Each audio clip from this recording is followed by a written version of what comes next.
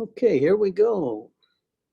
Number 16 of 17, the individual versus tyranny. Individual versus tyranny.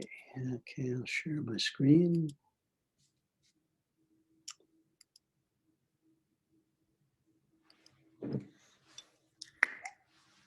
And here we go. Now, this is two famous, really famous photographs. Do you remember this one? We've seen this one before. Yeah. Yeah. Do you remember what this was about? There's only one person who doesn't do. Right. He doesn't do the Heil Hitler. He's, Yeah. We call that passive resistance. No, I'm not gonna do this. No, thank you. No. But this is really famous. This is in your country. This is Beijing. Do you recognize this? Thanks. Yeah. Do you recognize? This is a world famous photograph. Wow. You've not seen it, eh?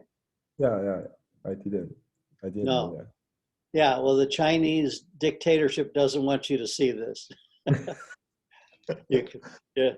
This is forbidden in China. It's very hard. Of course, if you have a VPN and you can get this, it would be interesting. I mean, you're not on a VPN, are you? I'm on it. I'm using it. Yeah. Oh, okay. So, have you tried? Can you get this Zoom without VPN? I remember I tried once, but the speed was quite slow. But okay, I don't know curious. How about now. Yeah. So I'm curious whether you can get the Academy of Ideas. Try that after we drop off. I'll give you the link and just see. I'm curious whether you can get it in China without VPN. Yeah. So the Academy Idea is on the YouTube, right? Well, it's on YouTube, but they also have their own website. Okay, so I'm going to try the website one because right. I know you can't get it. You can't get YouTube without VPN, but I'm just curious whether the government has blocked their website as well. Yeah, I'm going to try it. Just before we get into it, I'll just 1 second here. The simple step of a courageous individual is not. Stop that. Here's the, I'll give you the chat box here. Chat, okay, let me give you the exact page we're on there. Oh, well, no, but you're on VPN, so you can do it later. Yeah. Yeah. Okay, let's go back and continue on. Alrighty. Yeah, so I'll explain this to you. This is Tiananmen Square. Mm-hmm. You know Tiananmen Square in Beijing, right? Oh, Tiananmen, yeah. How do you pronounce it again? Tiananmen. Tiananmen Square. Yeah. Is that right? My terrible Chinese. That's fine. But what's the square? Yeah, you know Tiananmen Square, right? We only say Tiananmen, but what's the square? Yeah, we call it square because it's a huge open space, a square. It's the world's, I believe, largest public open area meeting place. You know, it's opposite the Forbidden City. Have you been to Beijing? Yeah, sure. Well, have you been to Tiananmen Square? Yeah. Okay, then you know what I'm talking about. It's opposite what we call the Forbidden City, right? Yeah, in the middle. And you remember it's a big open space, right? Yeah. Well, that's where this is. This photo is very famous. This is the student rebellion in 1998. Oh, my birthday. The Tiananmen Square massacre. Do you remember about that? Do you remember hearing about it? Massacre. What is massacre mean? Massacre, kill people. They killed hundreds, maybe thousands of students. The army tanks came in, and this is a student Oh, facing these tanks. This is I one of the didn't. most famous photographs. We have a video of it in the world. This young man, student, with his briefcase came out and just stood right in front of the tanks, daring them to run him over. Wow. Yeah. Oh, I didn't know that. Wow. Yeah, very stupidly courageous, but yeah, I wouldn't have done it. But and the tank, to its credit, wouldn't run him over.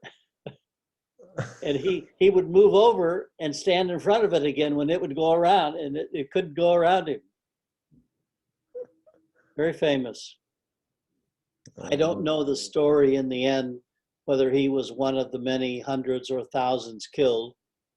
But, you know, my Chinese wife was a little bit involved in this. This was in her time before we met. I think it was 98, wasn't it? 98, remember? I don't know that. I think it's called, in English, we call it the Tiananmen Square Uprising. So it's a famous photograph of the individual against tyranny, which is the name of this video, the individual versus tyranny, the dictatorship, the violence.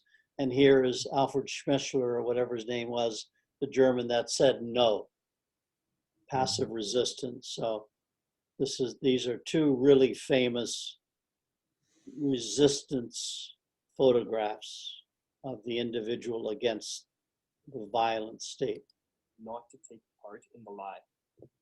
These are the words of Alexander Solzhenitsyn, the 20th century Russian author most famous for his book, The Gulag Archipelago, which documents the decade he spent as a political prisoner under Stalin. Now this is a very famous phrase. Solzhenitsyn, I don't think you know him, right? He was a Russian writer, very famous. He won the Nobel Prize. And he was a we call this political prisoner. So we differentiate a political prisoner from a criminal prisoner, right? Yeah. When you steal something, do something bad, then we say you're a criminal. I mean, if you really are a criminal, the only way we voluntarists consider a person to be a criminal is if you hurt someone, if you make a person a victim, rob or physically hurt them or kill them, then you are a criminal. But you're not a criminal in any other way. So a lot of what the government says, you're a criminal because you're smoking marijuana, or you didn't vote, or you didn't do whatever the state, no, you're not a criminal. You know, the state says, the government says you're a criminal, but I don't think you're a criminal. But the difference here, a political prisoner is someone who's put in jail for the political reasons, not for breaking a law like marijuana, right? Yeah. Although that could be considered a protest as well. But so in this case, they're protesting against the dictatorship here. And that's what we mean as a political prisoner. And Solzhenitsyn was a very prisoner like that in the gulags in the northern part of Russia. The people that didn't agree tried to protest. They were either killed or sent to these gulags to be slave workers that would die of cold and hunger. He survived and wrote beautiful novels about the experience and pushed back against the dictators that way. As a close observer of one of the most tyrannical regimes in history, Solzhenitsyn firmly believed that in combating tyranny, the individual plays a crucial role. This belief in the power of the individual, not only to combat tyranny, but also to maintain the health of a society, was shared by many other great thinkers of the past few centuries, including Ralph Waldo Emerson, Friedrich Nietzsche, William James, and Carl Jung. These days, such a view is unfashionable.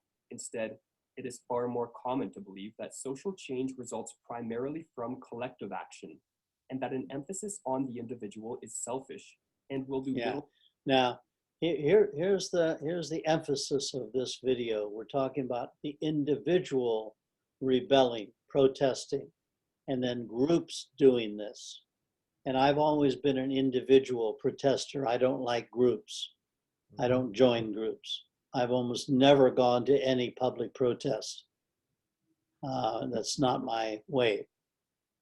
But I protest individually by, in China, being an undercover agent, talking about freedom to all of you there. And they don't know it. When they find it out, then they fire me. But I'm always trying to get individuals to become responsible for their freedom. That's my way of protesting, educating people to become like me, a voluntarist, to say all governments are immoral. We don't need them. We don't want them. We won't support them. But the emphasis here is that for most people, especially younger people your age, they only think you have to do it in a group. That's what they're talking about here. Little to improve the conditions of a society. This video will put forth the argument that while collective action, in the sense of cooperation among groups of people to achieve common ends, is obviously an important vehicle for manifesting change, it will be ineffective at bringing freedom to an unfree world if people do not first strive to set themselves right. Yeah, now, here's the key.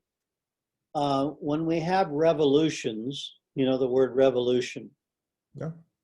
Yeah. Russian Revolution, remember? The Communist Revolution in China, Mao. Unfortunately, every revolution brings in worse dictators than the ones they replaced, almost always.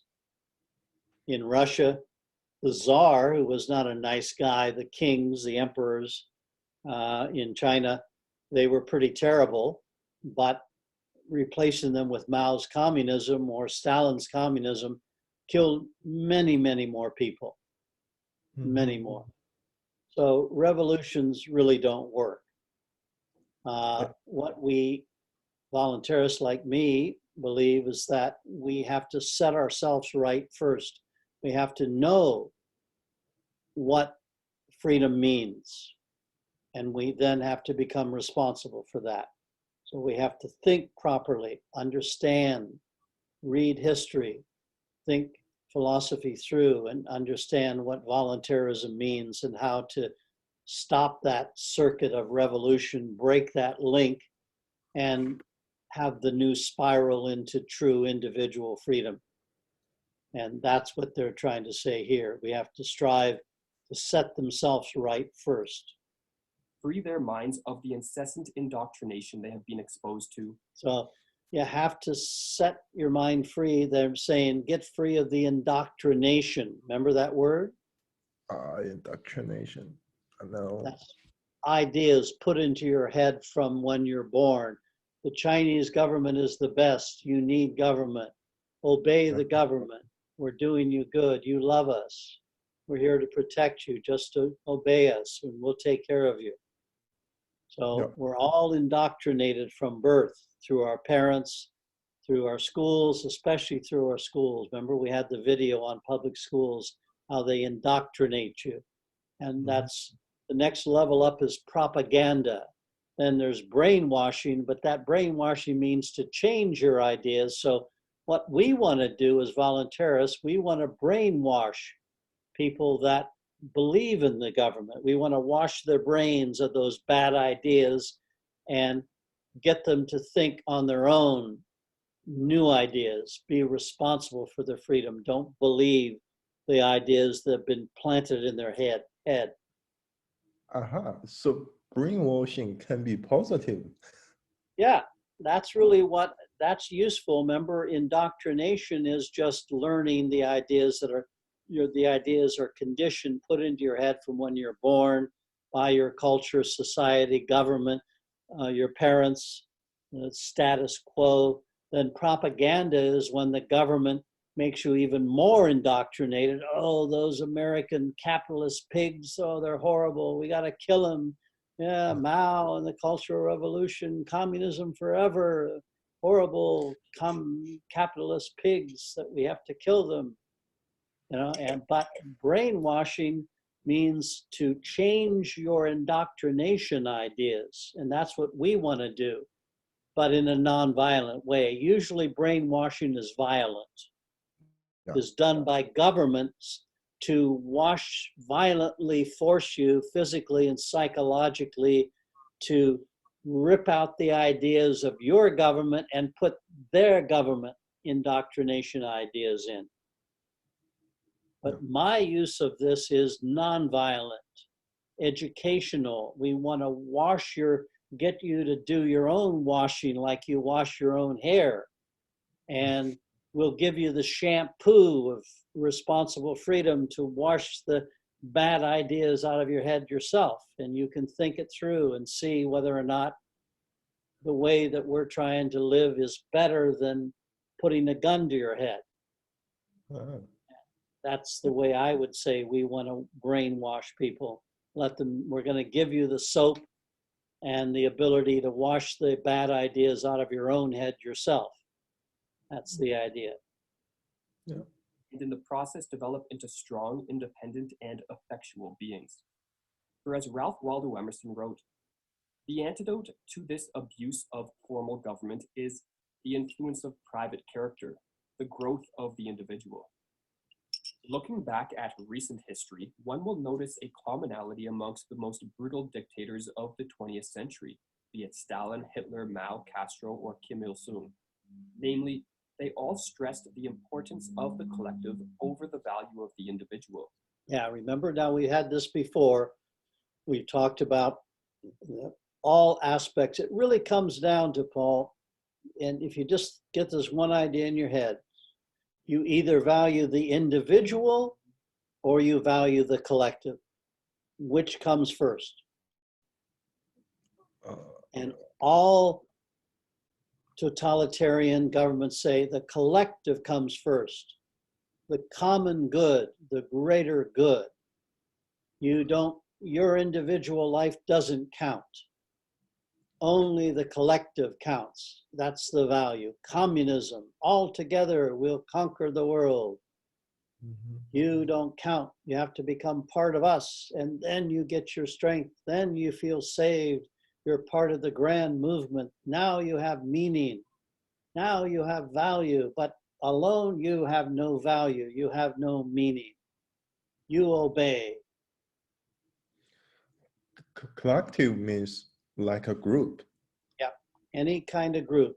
In this case, we're talking about political groups. So any government says, I basically own you. Even the democracies, you're my slave. Of course, they don't say that. What they say is that, oh, you're part of a grand and glorious revolution. And this is making you great while you starve to death or get shot and murdered. And making you great. And people believe it. And in democracies, unlike non-democracies like in China now, democracies here, they're still indoctrinated. They believe the government, the collective, is the greater good. So you should wear a mask. You should get vaccinated. You should social distance. You should stay in your room for the greater good. And if you think you as an individual have the right not to do that, no, you're bad. So wherever we go, we are always going to have this choice. It's either the individual that you most value first or the collective. And so you don't get then confused between communism, left wing, fascism, right wing. Both of them are collectives. Both of them are evil, according to us individualist voluntarists. We believe the individual is the unit of value, not the collective.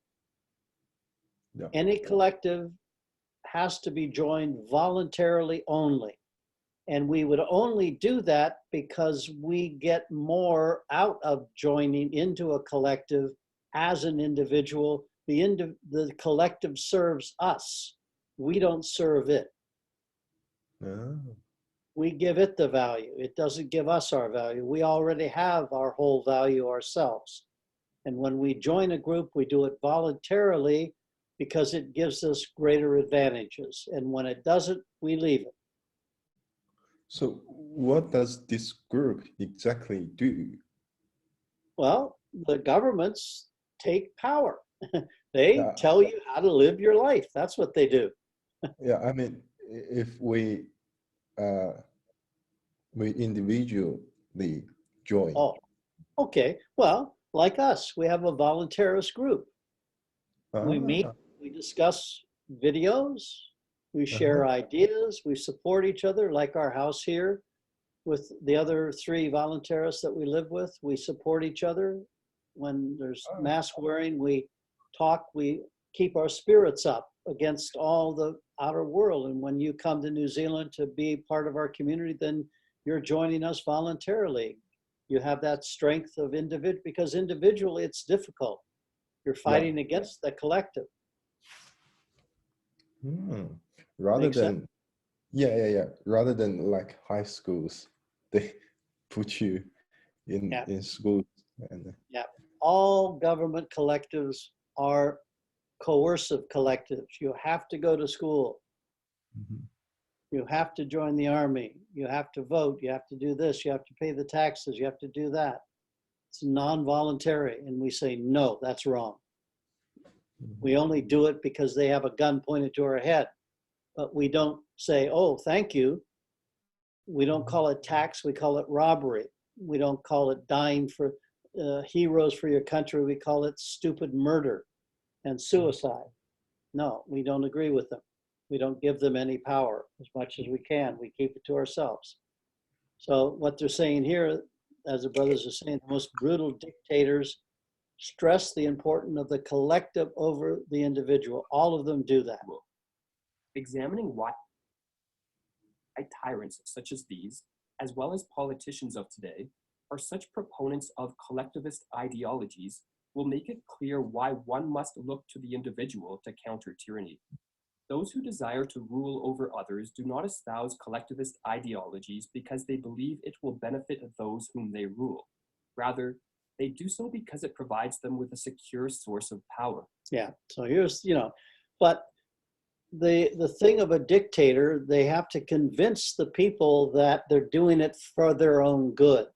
People have to feel, on the whole, the dictatorship is doing them some good to get them into it in the first place. Now, at a certain point, like in Stalin and Hitler, probably maybe the majority of the people at some point said, wow, I wish we hadn't done this, but now we can't get out of it. They got the hands around our neck, and the police is there everywhere, and secret police, and we can't get out unless we want to die or until we can break down. And in Russia, remember in 1991, suddenly it just stopped. And that's what we're hoping governments around the world someday will stop. When the people stop obeying, then no one rules. If no one obeys, no one rules. And that's what we're trying to do, get people to not take place. Don't believe in the government. Don't give them any power. The immense benefits of collectivism for those who desire power arise from the fact that collective ideologies are amorphous. In other words, given that a collective is merely a group of people, collectivist ideologies can be built around innumerable possible factors. Yeah, now amorphous means many, many shapes, can take many different shapes, these collectives. It can be fascist, it can be socialist, can be communist, it can be syndicalist, many, many different kinds. It can be democratic. These are all ways of collective. It could be religions, have been before the political ones. It was religious collectives, still are, of course, religious collectives. Could be cults, small little religious groups are built around a leader. So the many, many different kinds, shapes, amorphous, the collectivist ideologies can take. Be it race, ethnicity, wealth, religion, or what is most common today, the country in which one resides. As Ludwig von Mises wrote, there is no uniform collectivist ideology, but many collectivist doctrines. Each of them extols a different collectivist entity and requests all decent people to submit to it. Each sect worships its own idol and is intolerant of all rival. Yeah, so this is von Mises, who one of my favorite economist philosophers of the Austrian school, very famous. He is saying here that there's no one uniform, similar, same collectivist ideology, many different ones. But the point of it is, it's saying you're in my collective, whether you want to be or not, and you're going to obey. If you don't, I throw you in prison. And if you try to defend yourself, I'll kill you. So, and each of those, whether it's nationalist or communist or fascist collectives, they think all other collectives are terrible. Because only our collective is good. All the rest are horrible. And then the collectives fight together and kill each other. That's what von Mises is saying. Idols. There is no denying that as social beings, humans have a natural yearning for community and a desire to attach themselves to some form of a collective. But those who desire to rule over others do not want people to attach themselves to any such collective. Rather, they want people to elevate to the position of superiority a specific collective. Yeah, so obviously the rulers, and usually that takes place on a national level now, but it could have been when we had monarchy, kings and queens, or emperors, or religious leaders like the Pope. They said, you just join our collective. Don't you think about joining any other collective. Ours is the best, obviously. So they want you to think our collective is better than any others. And this is called true believers. There's a guy called, one of my favorite early philosophers when I was your age, maybe a little older, but it's called Eric Hoffer. And we have one video on him, and he wrote a book called The True Believer, which is really about the kind of person that believes in the collective, true believer. My collective is the best. I'll die for my collective. Yes, I'm dying for my country. It's the best. So this is what it's talking about. Over the past several generations, it is the nation state which has most commonly been elevated to the position of the supreme collective by those who desire and seek to rule over others. This has not been a spontaneous process, as without indoctrination and heavy dose. Yeah, remember that word spontaneous? One of our videos we had spontaneous order. You remember that? Yeah, but I can't remember the meaning. I'm checking. Yeah, spontaneous just means not planned. You don't plan it. So this indoctrination of the collective, it's not spontaneous. We have to indoctrinate you from birth, put you in the public schools. Communism is the best. America's the best. England's the best. Germany's the best. Everyone else horrible, terrible. Don't believe them. And then pound it in your head for 12 years, 17 years of schooling. Pound that idea in. My country is the best. Die for my country, not for any other ones. So it's not spontaneous. Doses of propaganda, it is far more likely that people would identify more closely with their local communities and others they have more intimate connections with, not millions of people in vast geographic areas. Yeah, now the talk about here is that, like in China too, you still, one of the reasons why maybe the Communist Party today anyway, especially, is maybe not as strong as it was in the Cultural Revolution days. You would identify more with your family members than with being a communist member, right? A family? You know What does that mean? Yeah, I'm saying that most of my friends that I knew, I think including you too, you identify, in other words, you value belonging to your family more than belonging to the Communist Party. Yeah, yeah. But the Communist Party wants you to value the Communist Party more than belonging to your family. But they have a pretty hard time doing that in China. I think because the Chinese culture. Yeah, family is very strong. Yeah. That's right. So maybe that's a good thing. Maybe. Sure. Yeah, it is, Yeah. exactly. And that's what they're talking about here.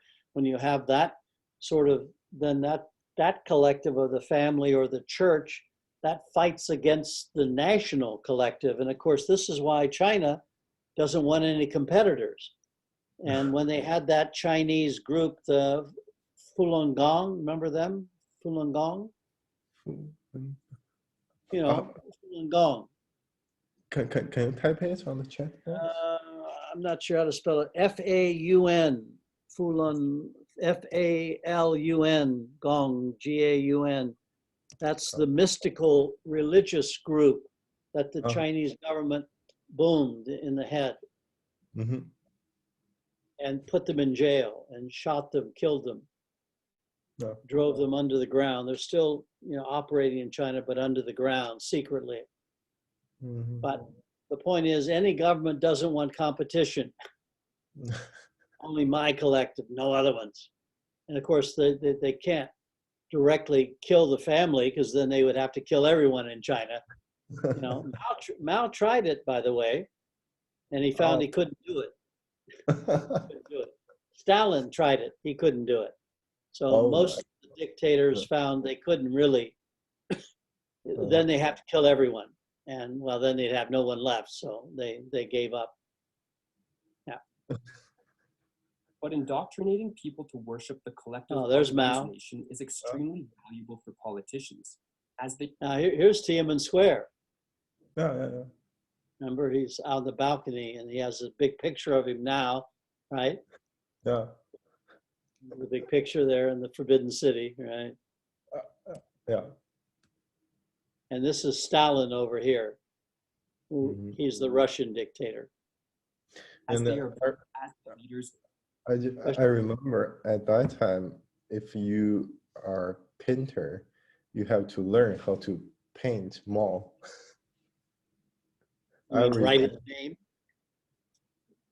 Yeah, every painter had to learn how to paint Mao's picture. Yeah. Now, by picture, do you mean just his name, the character? No, like the picture in front of the Tiananmen. Oh, you would have to try to paint him like this? Yeah, like Oh, political painting. all right. Do you remember doing that as a child? No, not in my time, just Oh, around 1941. Cultural Revolution time. Yeah, the painters had to draw. Your parents would have gone through that, right? Yeah, but I think my Maybe parents young. are a They were little bit young. younger. Yeah. When was your father born? What year? Should be 69. Okay, so he was only, he was just very young when the Cultural Revolution, 6, Yeah. 7. So but he must But tell you Mhm. stories about his father and mother. yeah, my grandma knows Yeah. that. She told me, just like the coronavirus, nobody on the street. Right. What So did she say about Mao? Did she like the Cultural Revolution? she didn't. She doesn't like the Cultural Revolution, but for Mao, he doesn't say anything. Right. So she never said Mao's bad. She just didn't say anything. Yeah, she doesn't say bad or good, but Right. yeah, and she remembers in the Cultural Revolution, the people just fighting on the street and they kill each other. Right. Do you remember? Did you ever talk to your grandfather before he died? Yeah, I do remember something, but not many. Right. Right. Leaders of these collectives, and thus the more people who identify with the nation state, the more minds those in power have under their control.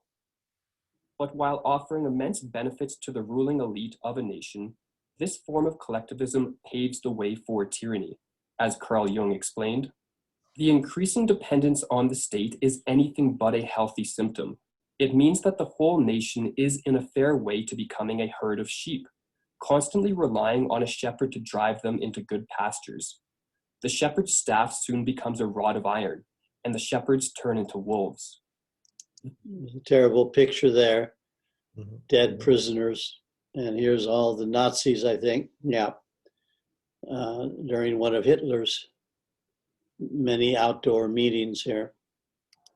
The ability to indoctrinate people to believe in the supremacy of a certain collective and thus to be turned into what Jung called a herd of sheep is crucial for a tyrannical regime to maintain control over a population. This is evidenced by the fact that even in countries such as North Korea during the famine of the 1990s, or the Soviet Union under Stalin's reign, where the populations were starving, mostly unarmed, and where the rulers had at their disposal massive police forces, spy networks, and prison systems, these tyrannical regimes still found it necessary to make use of massive amounts of propaganda. Yeah, now the point he's making here is that even in the most totalitarian, we call that, total control dictatorships like Stalin and Mao and the North Korean one and other ones like that, Mussolini's time, they still had to use propaganda to make you think that, hey, you're still part of us. Yeah, you want to be part of us. You know, you're voluntarily a slave.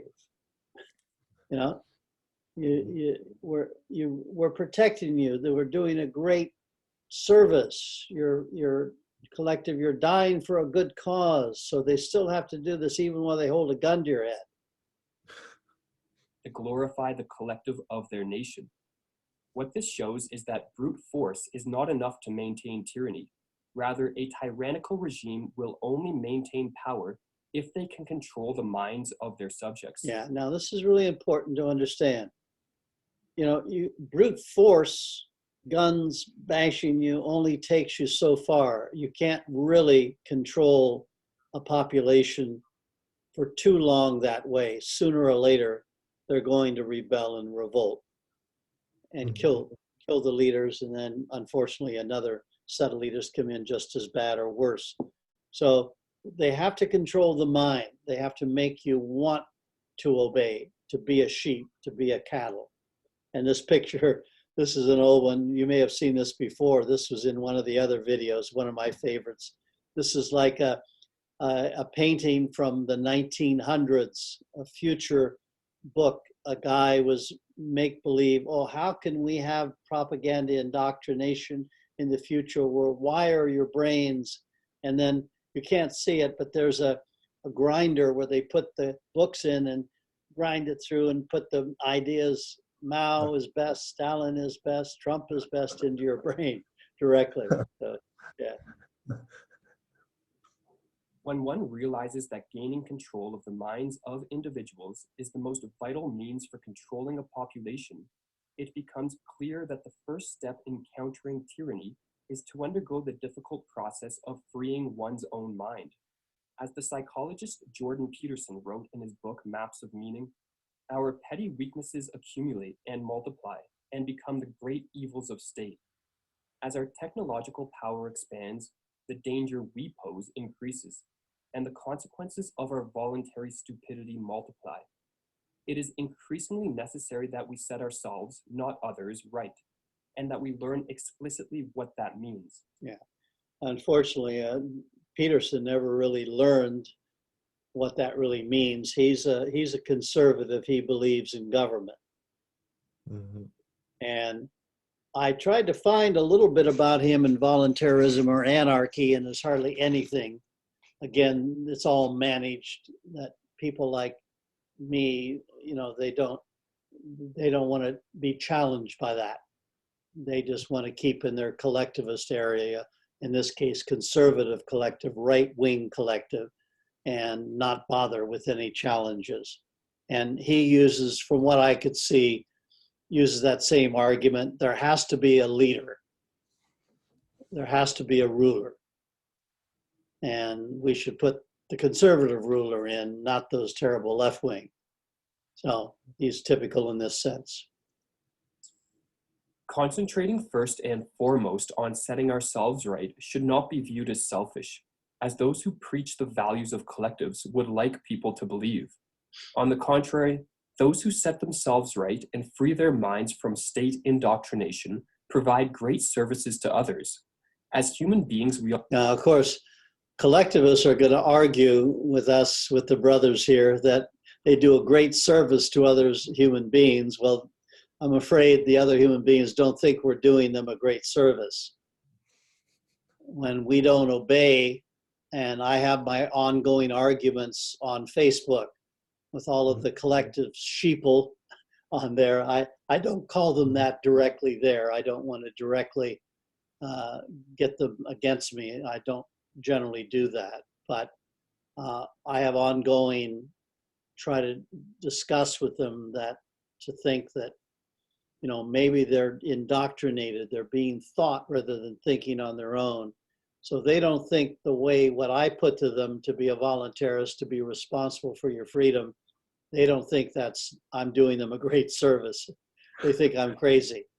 They think I'm brainwashed, I'm stupid, and how could you not believe in what the government tells you? Well, you're endangering everyone by not wearing a mask. You're crazy.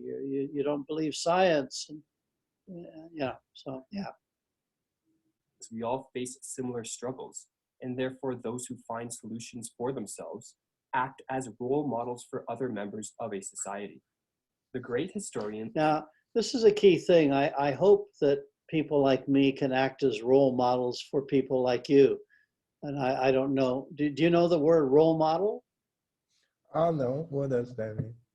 You know, a role, you're a son, you're a father, you're a teacher, you're a student, blah, blah, blah. And then a role model means, well, I act this way, and then if you think what I'm doing is right, maybe you'll act like me. Ah, I understand. Yeah. Imitate me if you think what I'm doing is right. And unfortunately, role models, because we learn by imitation, and from my perspective as a voluntarist, anarchist against all governments, I think most role models are terrible because they are modeling what's gone before, obey the collective. But I want to be a role model for all of you to show you that this is the individuals, voluntarist, this is how I act, and you look at it and judge for yourself. Is that better or worse than the collectivist role model? So I'm always hopeful that if I can act this out and do my courses like I offer now, that you're attending now, that this will get more people. And once you do it, and if you think this is the best way to live, you'll do it for others. You'll act that for your children and for people that you know, free friends. Then if we get enough of us, then we can tip the scales, so to speak. And if no one obeys, no one rules. That's what I tried. That's what drives me, motivates me. Historians Will and Ariel Durant emphasized that a study of history reveals that a healthy society depends upon individuals with clarity of mind and energy of will, capable of effective responses to new situations. Nietzsche wrote that the self-reliant, independent, unprejudiced men are the pillars of a strong civilization. But of course, a lot of people don't agree with Nietzsche and me and the brothers and you, so far as you're a voluntarist. They don't want self-reliant, independent people. You're selfish. You're terrible. No, you should sacrifice yourself. You're a selfish person. You're bad. And that's what most collectivists want you to believe. While the historian Arnold Toynbee suggested that a loss of creative power in the souls of creative individuals is one of the key factors that leads to the breakdown of civilizations. With this in mind, it should be clear the crucial role that individuals must play in the creation of a free world. For what is needed most in a society dominated by oppressive government is role models who show by example what it means to be free. Yeah, now I've tried to, I don't do it consciously. I don't do it intentionally, so to speak, to make myself a role model. I just act who I am. And I've done that all my life, where I don't obey any other authority except myself. And I tell everyone this, and I don't think you should either. So when I went to China and taught, I couldn't, just completely outright, but I would, when I'm teaching English, I'm teaching ideas. Oh, there's the individual here, right? And there's the collective here. What's individuals? Oh, it means this. And then what's the collective? Well, Mao. And did you know about the culture of, what's the Cultural Revolution? Well, this is when you should ask your father and mother and your grandma about this. This is when they killed you if you didn't agree with them. What? They did this? Tiananmen Square? They had tanks. Yeah, they did. Yeah, they killed thousands of you students. Maybe should ask your mom and dad or your grandpa about that. So this is probably why I was never hired back. They'd only hired me for 6 months of my contract or 3 months and wouldn't renew my contract again. So this is what I do. I just say, this is me, and read these books, The Black Book of Communism. Did you know about the famine in China in 1968, 69, 70, killed 30, 40 million? What? That happened in China? Yes, it did. Oh, yeah. So that's what it means, that's the idea. Without such people, no collective action, no mass movements, no election of a new leader who promises change will ever bring about anything but temporary and superficial relief.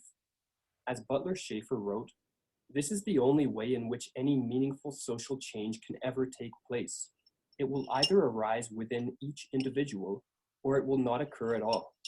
Those who insist upon change coming from above as something to be imposed upon mankind by institutional authorities have given up on people. They have lost their confidence in the life processes that exhibit themselves only within individuals. It is now time to give people a chance to bring order to the world by bringing themselves to order. Now, Butler Schaeffer is one of my favorite voluntarist anarchist writers. And this is a beautiful passage of his. And one of my favorite works of his is called The Boundaries of Order, about private property as being the guiding social ordering principle for all voluntarists, free exchange. And I own this, you own that, we'll trade. And here's some money for what you own. Give me that egg, here's some money for it, or trade. This is the core of voluntarism, private property. And Butler, like me, he says the change is not going to come from above, from leaders. It has to come individual by individual. And so we have to have confidence in this life process of being responsible for our freedom. And that can only be done by an individual for your own freedom. You can never be responsible for another person's freedom. You can only help them become responsible for their own freedom. And of course, as a parent, I hope that, you would, when you have your children, you would be using something like my parent effectiveness training skills, where we give our children freedom. Then we shape the environment so they will become naturally responsible for it. That's the only way that you can keep freedom alive and have it grow, is that if you get it yourself and then you see the tremendous value of it, that means you become responsible for it. And my favorite phrase that I created, I said, we are only as free as we take the responsibility to be. Yeah. And if you're not responsible for it, then you won't be free. While we are taught to believe that the individual is impotent in the presence of the great social problems which confront us today, the truth is the individual is far more powerful than commonly believed. One who has freed their mind, set themselves right, and in pursuit of the truth is unafraid to boldly speak their mind, even in the face of severe opposition, has, in the words of Jung, unknowingly and involuntarily become a leader, a role model which others will. Yeah, now I have a favorite saying of mine to distinguish between being a leader. And Jung is saying unknowingly, involuntarily, unintentionally, spontaneously, we become a leader. Mm-hmm. In other words, the only thing we can really teach is ourselves. So if you're not a hypocrite, meaning saying one thing but acting another way. If you're a true voluntarist individual, then you act as you speak. You uphold your principles, and I've always tried to do that. And then if people think that that's worthwhile, then maybe they want to act like I do, because if they've thought about it, and I invite them to think and read books that I read and think it through for themselves. But we don't, intentionally become a leader. And I like what Albert Camus says, and I always try to follow this and get people to think this way. I say, don't follow me. I'm not a leader. Don't walk behind me. I'm not your leader. Don't walk in front of me. I'm not going to be a follower of yours. Walk beside me. Be my friend. Be my free friend. And remember, etymologically, free and friend share the same etymological root, which actually means to love, which means to care. So it means voluntarily, love should be voluntary, should be care, because you value that person. That's truly what love is. So that's why it has the same etymological meaning for friend and free. It's voluntary. You must choose to care, to love someone. Others will naturally strive to emulate. Such an individual will have become one less pawn in an oppressive system, and whether they are aware of it or not, will have assumed a crucial role in the regeneration of society. As Jung correctly observed, the psychology of the individual is reflected in the psychology of the nation. Only a change in the attitude of the individual can initiate a change in the psychology of the nation. The great problems of humanity were never yet solved by general laws, but only through regeneration of the attitudes of individuals. Oh, there it is. There's a nice ending by Jung. And yeah, I think that's a good one. And but conformity is so powerful. Do you remember we had, I don't know whether you attended that video we had on conformity? Remember, it was one, I think, conformity, the psychology of conformity, and how strong this is about the collective. And all of the brothers' videos touch on this to some degree. This is the power of the collective. It's so hard to be an individual, and most of us really don't understand that. And one of my major challenges is to get to all of you about how hard that is to really be a voluntarist individual. And as Goethe said, most of us don't know we're not free. We think we're free, but my challenge is always to get people to see actually they're not. And by free, I don't mean physically free, I mean thinking in their mind free. Because most people haven't thought about freedom and what that actually means and what it means to be responsible for that freedom. It's not just a physical thing. The most important freedom is in your mind. And most people's minds are not free.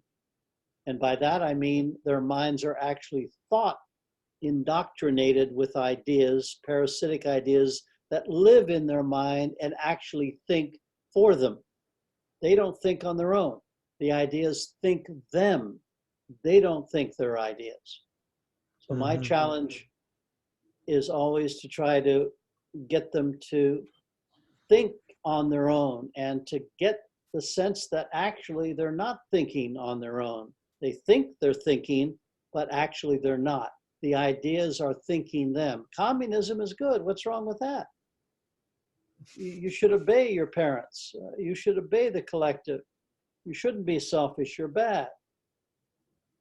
Well, maybe that's not good. What does it mean to have a free mind? And just to conform within the family or the group, any collective is so strong. And I'm going to show you a video here that really puts it into perspective. This is a social experiment. I'm going to scroll down here. It's quite a ways down, I think. I put it up a while back, and I was amazed to find this video because it really is a perfect example of how strong the collective programming is and what it takes to break loose from it. And this particular one and I just happened to find this one because it's so perfect. You can see how many posts I make. I make 6 posts every day. So I've got over 1,000 pages. Wow. Maybe close to 2,000 pages on Facebook now.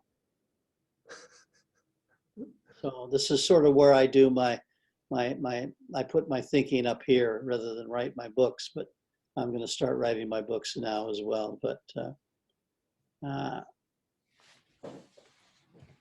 yeah, so this is the power of the collective. Maybe you can search. Yeah, search it. Yeah, I'm trying to think. Conformity.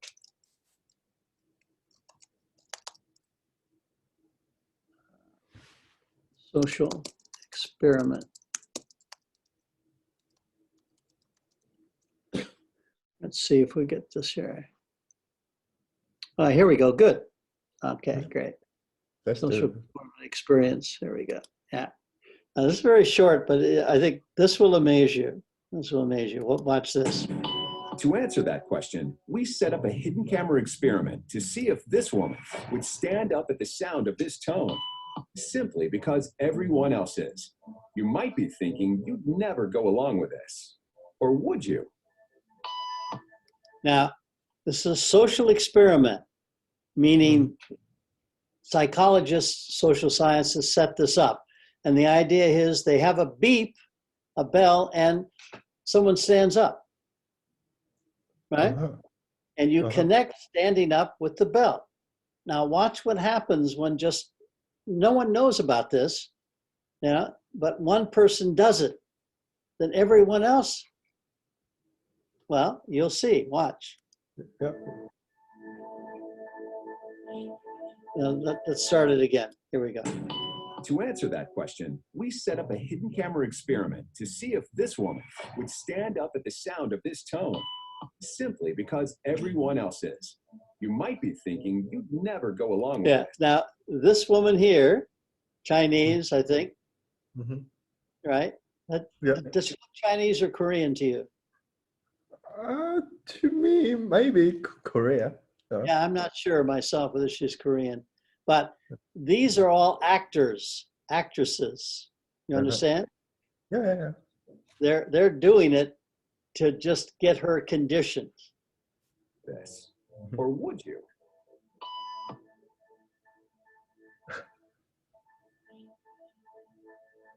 So she's the only one person who is not a. Yeah, now she's standing Without up. knowing why she's doing it. She doesn't This know why. woman is now conforming perfectly to the group. But what happens if we take the group away? Yeah. Oh, watch this. Elaine, please. All these are actors that did it. Now they're going to remove them all and just leave this first Chinese Korean woman who has been conditioned to stand up to the beep, right? Now watch. Okay, now she's alone. The crowd is gone and nobody is watching her. Nobody except watching. our hidden cameras. What do you think she'll do? What do you think? Stand. Yeah, there you go.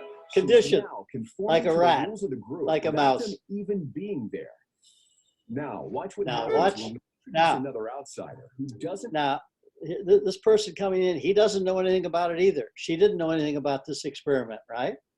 Yeah. She's been conditioned to stand up to the beat, right? Now, let's watch what happens to him. know the rules. Have a seat and they'll be out in just a couple minutes. Thanks so much.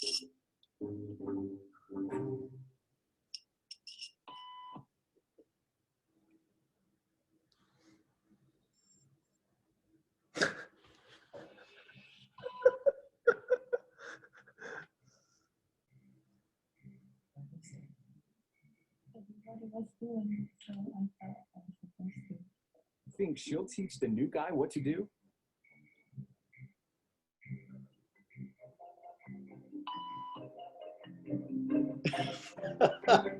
There you go. Power Get the cameras of rolling. conformity. Unsuspecting patients arrived.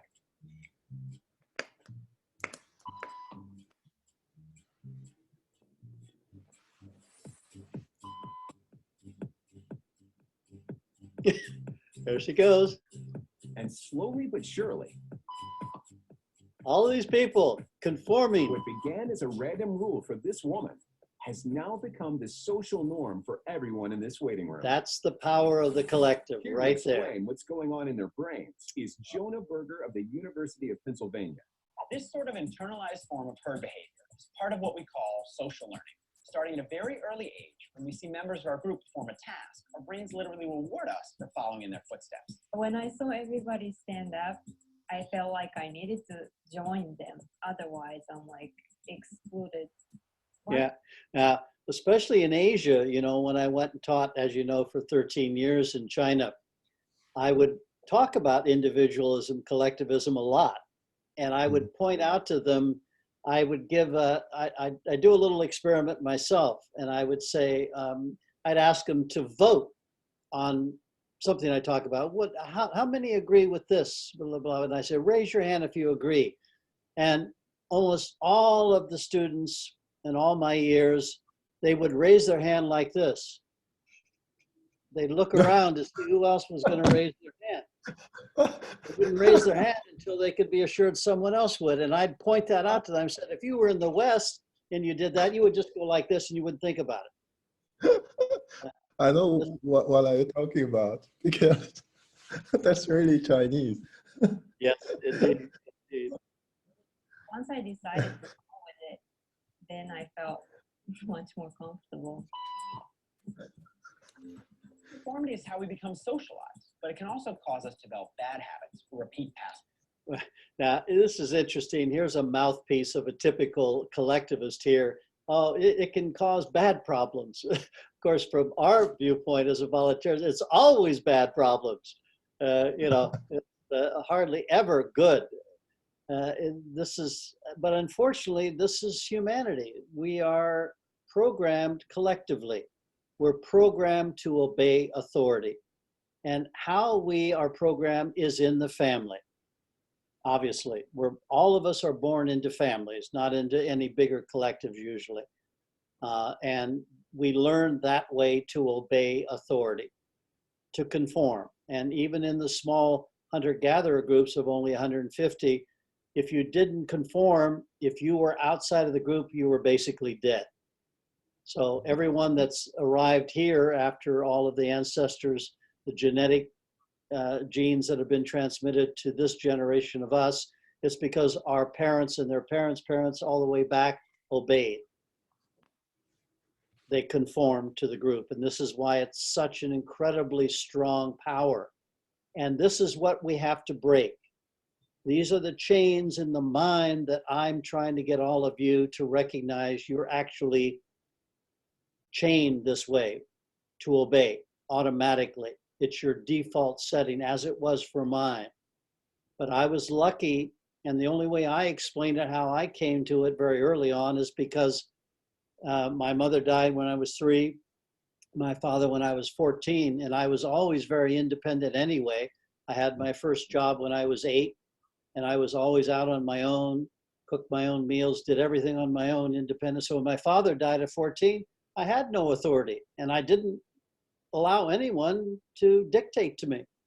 Mm-hmm. So I was thrown into my freedom. Lucky for me, and unlucky in another sense of not having parents, but that's my explanation why I naturally got free. But for all the rest of us, you have to break those chains that were broken for me just through the chance events of my parents dying early. And this is the key. Past wrongs. And it's why even this rebel, who wasn't standing for any of this nonsense, eventually joined the ranks. Yeah. Got him, finally. Yeah. And the only thing more shocking than seeing how easily conformity affects the way you act is that similar forces are subconsciously shaping the way you think right now. Yep. And that's why this is the hardest thing. And that phrase that you'll often hear from the brothers and me, from Goethe, the most hopelessly enslaved are those who falsely believe they're free. Mhm. And unfortunately, this is the case for most people. And so my challenge has always been to try to get people to value freedom. And you can't value it until you realize you're not free. Then once you do realize it, and then you realize, wow, to be free, to think on my own, to not just obey out of conformity thoughtlessly, just because it's authority, or my parent or Mao or whatever. Wow, that really actually feels good, because I believe in the human potential movement principle that if we are brought up free, and then shaped in our environment to become responsible for that freedom, then we will pass that on to everyone else. And we won't want to control another person ever, because we don't want ourselves to be controlled, and we will never want to control another person either. And that's what I want to give to all of you as my gift, the way that I learned. And hopefully you will carry that out and live it to other people. Yep. I think that's the key. So what do you think? What do you think about that experiment? Experiment? You mean the video or? Yeah, the standing up one, beep. Yeah. I just feel it's interesting. Pretty amazing though, isn't it? You know, when I saw that, I thought, this is perfect. I can show this to people. They can get an idea of how indoctrinated they really are and how easily it is to be conditioned. I can't believe it. The girl didn't even ask, why are you No, guys standing up? most people won't. No, and even when they did ask, like that guy said, she said, I don't know, I just did, and then he did anyway. What? And when it gets even stronger, I mean, you know, and there are famous other experiments called the Asch experiment, conformity experiment, that was done by this too. In fact, have you got another minute, or are you tired? Or you want? Okay, another time. But yeah. the Asch experiment, just quickly, it's set up like this too. There's a group of actors, and then one person that doesn't know what's going on. Mm-hmm. They show lines of different lengths. Mm-hmm. And obviously the lines are different length, but everyone in the group says, no, they're all the same. And you can see the one person that he looks at them and looks at everybody else, and he's trying to make up his mind, but no, they're not. But everyone says, yes, they are. And again, the majority of people cave in and say, oh, yeah, I guess they're the same. They are the same length. Oh, okay. Yeah. So the power of the group is incredibly powerful. And this is the main lesson I want to give to all of you. Cults are this way. A cult is a little collective of gurus. I'm God, and you must surrender your mind to me. And people do it all the time. Because to become responsible for your freedom is a burden, a huge burden. And Erich Fromm, one of his books, said, you know, the escape from freedom, people don't want it. That's why they don't want freedom, because you have to be responsible. And that's a great burden to take, to be on your own. And we've been programmed genetically not to want to do that. So to break that takes resetting your default genetic setting. This is why it's so hard to get voluntarists free of the religion of government, especially. It should be a good thing to make a film. Yeah, I like to see you make that film. You're the filmmaker, so let's take what you're learning now and put it into a great art film that can speak out. this. I'd love to see your attempts in doing that. I encourage you to do it. Yeah, like that video, made by a person, made by a filmmaker. Exactly. Powerful, right? Powerful. I mean, this is how we can get voluntarism into the community. So let's get you making a film, something on this in this way. It'd be great. Yeah, I'll think Okay, about my that. friend. Yeah, great. Okay, have a good one. Uh, Take care.